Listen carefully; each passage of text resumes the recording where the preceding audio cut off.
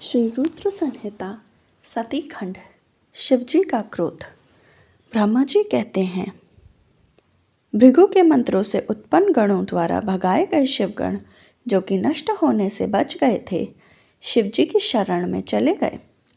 वहां पहुंचकर उन्होंने प्रभु को हाथ जोड़कर प्रणाम किया और महायज्ञ में जो कुछ भी हुआ था उसका और माता सती के शरीर त्यागने का सारा वृतांत उन्हें सुनाया।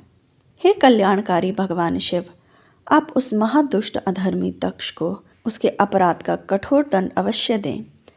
यह कहकर सभी गण चुप हो गए।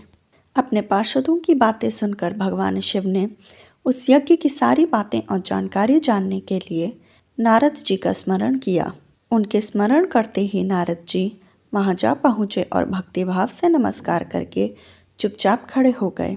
तब महादेव जी ने उनसे दक्ष के यज्ञ के विषय में पूछा। तब उन्होंने उत्तम भाव से उस यज्ञशाला में जो जो हुआ था वह सब वृतांत उन्हें सुना दिया। सारी बातों से अवगत होते ही भगवान शिव अत्यंत क्रोधित हो गए। पराक्रमी शंकर में क्रोध का कोई अंत न था। तब लोक संहारी शिव ने अपनी जटा का एक बाल उखाड़कर उसे कैलाश पर्वत पर दे मारा। जैसे ही वह बाल जमीन पर गिरा, उसके 2 टुकड़े हो गए। उस समय वहां बहुत भयंकर गर्जना हुई। बाल के प्रथम भाग से महापराक्रमी महाबली वीरभद्र प्रकट हुए, जो समस्त शिवगणों में शिरोमणि थे। उनका शरीर बहुत बड़ा और विशाल था।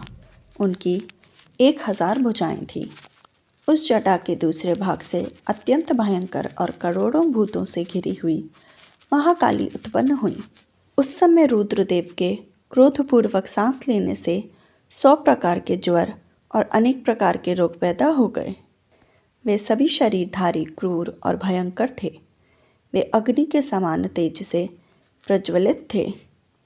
तब वीरभद्र और महाकाली ने दोनों हाथ जोड़कर भगवान शिव को प्रणाम किया।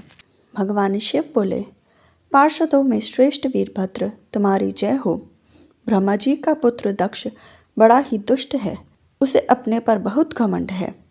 मेरी पत्नी ने मेरा अपमान होता हुआ देखकर उसी यज्ञ की अग्नि में अपने शरीर को भस्म कर दिया है। उस यज्ञशाला में जाकर तुम उस यज्ञ का ही विध्वंस कर दो। यदि देवता, गंधर्व अथवा अन्य कोई तुम्हारा सामना करे और तुम्हें ललकारे तो तुम उसे भी भस्म कर देना।